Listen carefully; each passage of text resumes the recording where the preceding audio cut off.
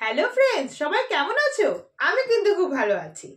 আজকে তোমাদেরকে আমি মিউচুয়াল ফান্ড ইনভেস্টমেন্ট নিয়ে কিছু কথা শেয়ার করতে চলে এসেছি। আমরা কিন্তু সবাই মিউচুয়াল ফান্ডে ইনভেস্ট করে থাকি, কেউ বা এসআইপির মাধ্যমে, কেউ বা ওয়ান টাইম ইনভেস্টমেন্টের মাধ্যমে। কিন্তু আপনারা কি জানেন মিউচুয়াল ফান্ড কিভাবে চুজ করা উচিত? আমি কিন্তু কোনো মিউচুয়াল ফান্ড ভালো খারাপ বলবো না, সেটা কিন্তু আপনি মিউচুয়াল ফান্ড ম্যানেজারদের সাহায্য নিয়ে করবেন।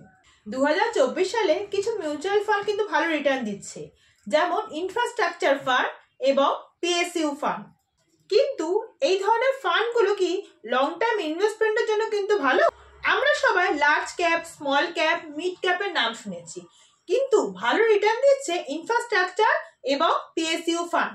অ্যাকচুয়ালি ইনফ্রাস্ট্রাকচার এবং পিএসইউ ফান্ডকে সেক্টরিক্যাল ফান্ড বলা হয়, মানে ওই সেক্টরিক্যালগুলো যখন বাড়ে তখন মিউচুয়াল ফান্ডগুলোও বাড়ে।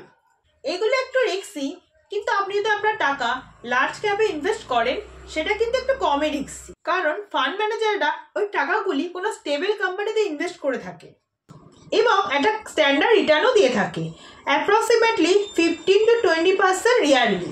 আবার যদি স্মল ক্যাপে ইনভেস্ট করে থাকেন সেখানেও কিন্তু ভালো রিটার্ন দেয়, যেমন 20-30% annually. Last 4 to 5 year mid cap বা স্মল ক্যাপগুলোতে কিন্তু ভালো রিটার্ন পাওয়া যাচ্ছে। এখন কনফিউশন হলো, আপনি যদি শেয়ার মার্কেট বোঝেন না, তাহলে কোন মিউচুয়াল ফান্ড আপনি ইনভেস্ট করবেন? তাদের জন্য ফ্লেক্সি ক্যাপ বলে একটি ভালো ফান্ড আছে। ফ্লেক্সি ক্যাপ মানে আপনি ফান্ড ম্যানেজারদের অথরিটি দিচ্ছেন, তারা সেখানে ভালো কোম্পানিতে ইনভেস্ট করে আপনাকে ভালো রিটার্ন আনতে পারে, কিন্তু এটা হলো একটু কম রিস্কি। আশা করি আপনাদের কিছু কনফিউশন আমি দূর করতে পারলাম।